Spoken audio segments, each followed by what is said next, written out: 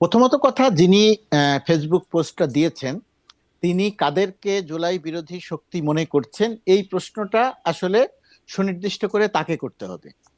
তাহলে তিনি বলতে পারবেন যে তিনি কাদেরকে মিন করছেন, যে জুলাই বিরোধী শক্তি কারা। আর আমার কাছে যদি জানতে চান যে জুলাই বা জুলাই বিরোধী শক্তি কারা, জুলাই বিরোধী শক্তি কারা, তারা তো মোটামুটি ভাবে এখন দৃশ্যমান। দৃশ্যমান বলতে তারা সামাজিক যোগাযোগ মাধ্যমে দৃশ্যমান। তারা সামাজিক যোগাযোগ মাধ্যমে এসে আহ, নানা রকমের প্রচারণা বা নানা রকমের প্রপাগান্ডা চালাচ্ছেন। সেই প্রপাগান্ডায় তারা প্রতিনিয়ত প্রমাণ করার চেষ্টা করছেন যে সরকার ব্যর্থ, সরকার ফেল করেছে, আইন শৃঙ্খলা পরিস্থিতি ব্যর্থ ব্যর্থ, সরকার কোনো কিছুই নিয়ন্ত্রণ করতে পারছে না, উপদেষ্টারা কাজ করছে না, কাজ ইত্যাদি ইত্যাদি কাজ করছে।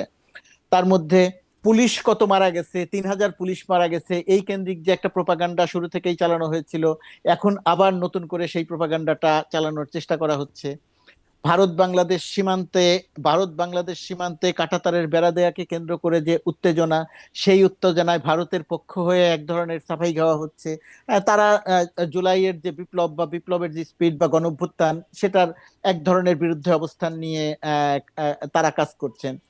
ভারতীয় গণমাধ্যমের যে মিডিয়ায় যে প্রপাগান্ডা, সামাজিক যোগাযোগ মাধ্যমে যে প্রপাগান্ডা, সেই প্রপাগান্ডার সঙ্গে সুর মিলিয়ে যারা কথা বলছেন, তারা এই প্রপাগান্ডার, তারা এই জুলাই বিরোধী অর্থাৎ গণ অভ্যুত্থান, যে জুলাই বিরোধী মানে কি, জুলাই বিরোধী মানে গণ অভ্যুত্থানে যে শক্তিটিকে পরাজিত করা হয়েছে, দানবীয় ফ্যাসিস্ট একটা স্বৈরাচার সরকারকে সরকারের পতন ঘটানো হয়েছে, সেই সরকারের সমর্থনে আকারে ইঙ্গিতে সরাসরি ইনিয়ে বিনিয়ে অপতথ্য দিয়ে, মিথ্যা তথ্য দিয়ে, অসত্য তথ্য দিয়ে যারা কথা বলছেন, প্রচার করছেন, বর্তমান সরকারের বিরুদ্ধে অবস্থান নিয়েছেন, বৈষম্য বিরোধী ছাত্র আন্দোলন যারা আন্দোলন করে এই সরকারকে মূলত নেতৃত্ব দিয়ে শেখ হাসিনার ফ্যাসিজম রিজিউমের পতন ঘটিয়েছে, তাদের বিরুদ্ধে যারা অবস্থান নিয়েছেন, তাদেরকে আপনি বলতে পারেন জুলাই বিরোধী শক্তি।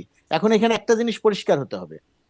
একটি হচ্ছে এই জুলাই বিরোধী শক্তি বলতে একটি হচ্ছে ফ্যাসিজমের সমর্থক, আর একটি হচ্ছে বর্তমান সরকারের কার্যক্রমের সমালোচনা।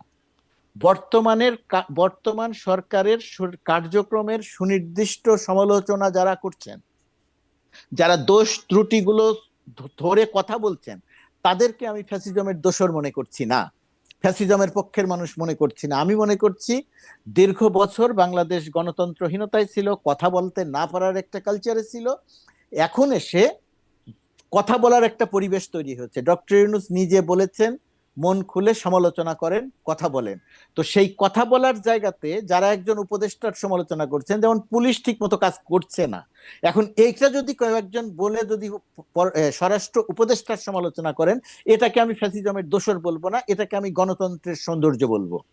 একই রকম ভাবে জিনিসপত্রের দাম কমানো থেকে শুরু করে, যদি এখন জিনিসপত্রের দাম কম, চালের দাম বেশি ছাড়া পাঠ্যপুস্তক শিক্ষার্থীদের হাতে পৌঁছতে না পারা, কোনো সন্দেহ নাই পুরনো আমলের যে দায়, শেখ হাসিনার নিয়মের যে দায়, ওই জুলাই অগাস্টের যে ওই ওই আন্দোলনের যে পরিস্থিতি, এর একটা দায় আছে। কিন্তু তারপরেও সরকার বা সরকারের উপদেষ্টাকে এই দায় নিতে হবে, এই সমালোচনাটা শুনতে হবে যে শিক্ষার্থীদের কাছে বই পৌঁছানো যায় নাই। এই একই রকম ভাবে যতগুলো জায়গা আছে, সেই সমস্ত জায়গা নিয়ে যারা সুনির্দিষ্ট করে সরকারের কাজের সমালোচনা করবেন, আর একটা হচ্ছে ফ্যাসিজমের পক্ষে অবস্থান নিয়ে প্রোপাগান্ডা চালাবেন। প্রথমত আমাদের এই গোলাম দুটি মুর্তজা, একটু বিষয়কে স্পষ্ট আলাদা করি। করতে হবে।